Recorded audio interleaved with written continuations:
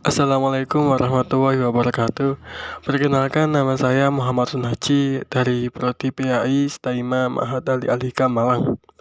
Kelas D siang, saya kali ini akan menjelaskan tentang kurikulum di negara Perancis. Perancis adalah tergolong negara yang telah maju industrinya dari antara negara maju di barat lainnya. Problema-problema yang dirasa belum dapat diselesaikan secara tuntas ialah yang menyangkut masalah kependidikan dari abad ke abad. Di bawah pemerintahan Republik ketiga, Laisi dan Fakultas Universitas Negeri diambil alih untuk membentuk inti sistem sekolah menengah yang bertujuan menemukan dan menghasilkan calon-calon pemimpin. Kendati teori warisan status kelas telah ditolak, sistem pendidikan masih sangat selektif. Sistem tersebut sudah memisahkan anak-anak menjadi dua kelas sejak hari pertama mereka masuk sekolah. Akhirnya, hak pilih dijadikan universal, bahkan wanita berhak memilih setelah Perang Dunia Kedua. Tetapi, biaya pendidikan di sekolah menengah tetap melanggengkan diskriminasi kelas.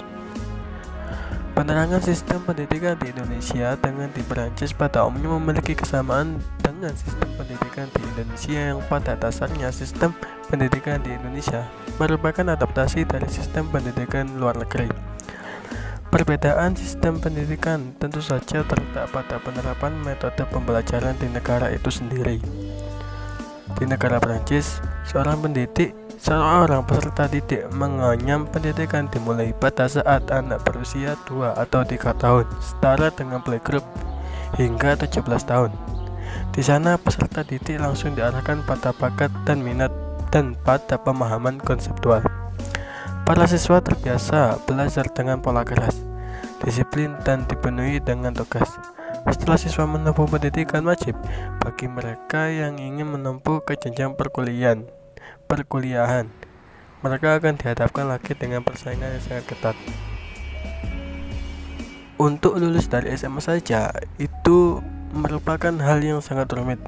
Siswa yang terpilihlah yang dapat melanjutkan ke jenjang perkuliahan dengan dihadapkan soal-soal oral atau esai yang menuntut pemahaman konseptual sehingga sedikit pula yang dapat masuk ke jenjang universitas. Pemahaman pendidikan di Prancis tentunya tidak lepas dari peranan pemerintah. Pemerintah Prancis telah menganggarkan 23% pendapatan negaranya untuk pendidikan, yaitu adanya pendidikan gratis dari TK hingga SMA dan gaji guru yang besar. Di sana gaji guru mencapai hingga 50-60 juta per bulan. Untuk menjadi guru di sana pun tidak mudah. Mereka yang ingin menjadi guru harus diseleksi sesuai potensi yang dimilikinya, karena ia akan menjadi tulang punggung dalam menjamin kualitas pendidikan bangsanya. Jika ia diterima menjadi seorang guru, gajinya per bulan yang paling rendah adalah sekitar 25.000 euro atau sekitar 30 juta. Ditambah dengan berbagai fasilitas penunjang lainnya, semua sudah tersedia. Rumah, kendaraan, kebutuhan hidup, jaminan kesehatan, tunjangan hari tua, semua sudah ditanggung oleh pemerintah. Sehingga seorang guru benar-benar berkonsentrasi penuh dalam mengajar dan mencerdaskan para anak didik dan mencurahkan seluruh tenaga dan pikirannya untuk itu. Oleh karena itu, untuk pengangkatan seorang guru termasuk dosen, diadakan seleksi penerimaan yang sangat ketat dan teruji.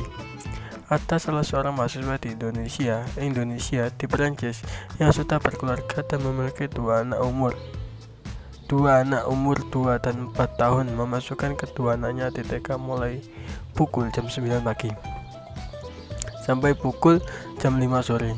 Sistem ini dianut karena umumnya para pegawai di Perancis bekerja dari pukul 9 sampai jam 5 dengan catatan hari Sabtu dan Minggu libur selama anak berada di ruang sekolah.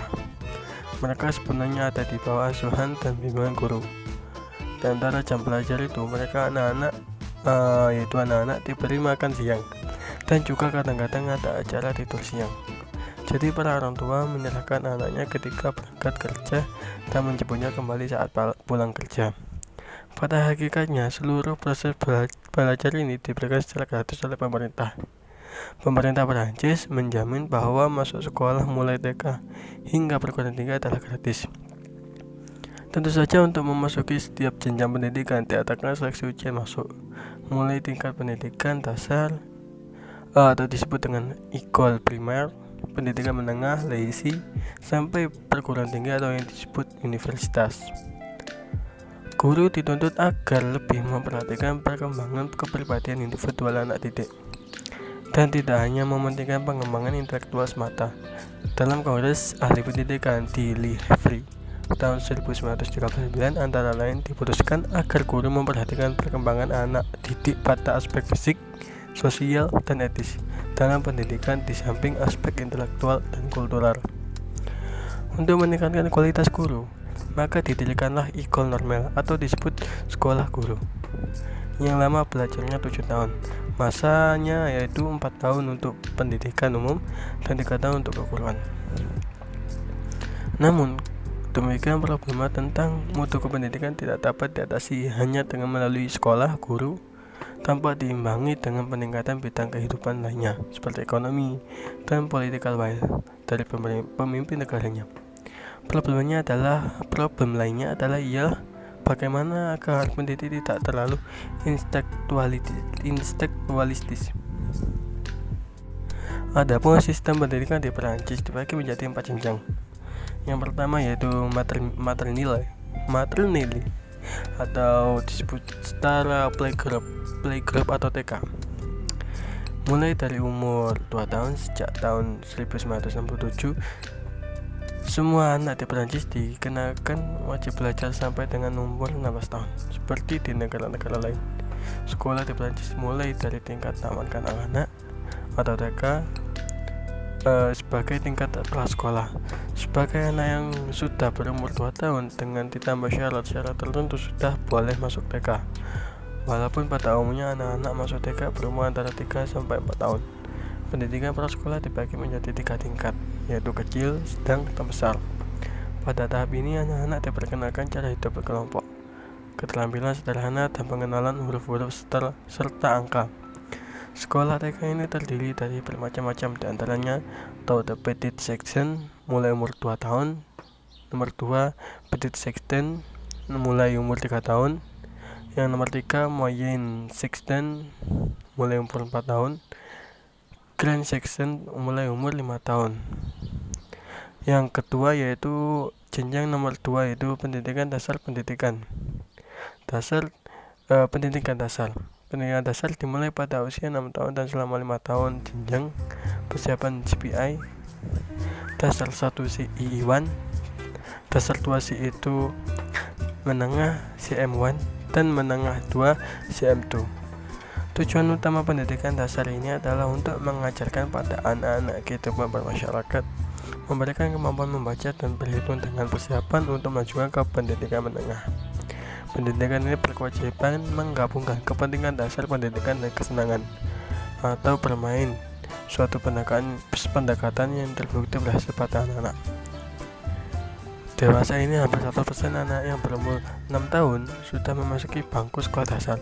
Anak-anak sekolah TK dan SD negeri dibebaskan dari pembayaran dan memperoleh buku-buku pelajaran secara gratis. Jenjang nomor 3 yaitu pendidikan menengah. Pendidikan menengah tersedia secara tradisional di sekolah negeri yang disebut LAISI dan sekolah kota pelajar yang disebut college. Menurut sejarahnya, LAISI lebih selektif sehingga memiliki reputasi sebagai yang lebih sempurna. Sedangkan college cenderung mengakomodasi cita rasa pendidikan modern dan lebih cepat beradaptasi dengan permintaan umum warga kota pelajar yang mendukungnya. Meskipun demikian, kedua jenis tersebut, sekolah tersebut masih mempersiapkan siswa untuk ujian bakalaureat sehingga mempersiapkan pula penerimaan ke universitas. Sekolah menengah bisa dimasuki dari sekolah dasar, tetapi ada jalur lain yang lebih disukai, yaitu lewat kelas preparatory. Kelas preparatory adalah sekolah swasta yang seringkali memiliki perjanjian kerja dengan satu LAISI atau lebih untuk meyakinkan para orang tua yang menjadi penyantunnya bahwa putra-putra mereka akan diterima di sekolah menengah. Jenjang nomor 4 yaitu pendidikan tinggi. Pendidikan tinggi diselenggarakan dalam beberapa bentuk. Hampir semua akademi memiliki fakultas universitas jenis konvensional, tetapi tidak semuanya mempunyai perangkat fakultas yang lengkap. Seiring dengan berkembangnya ilmu, pengetahuan, dan teknologi, semua universitas dalam bidang-bidang ini diperluas dengan meningkatkan daya tampung pada fakultas-fakultas yang sudah ada ataupun nambah fakultas-fakultas baru. Sekian itu dari penjelasan saya tentang pendidikan kurikulum di negara Prancis.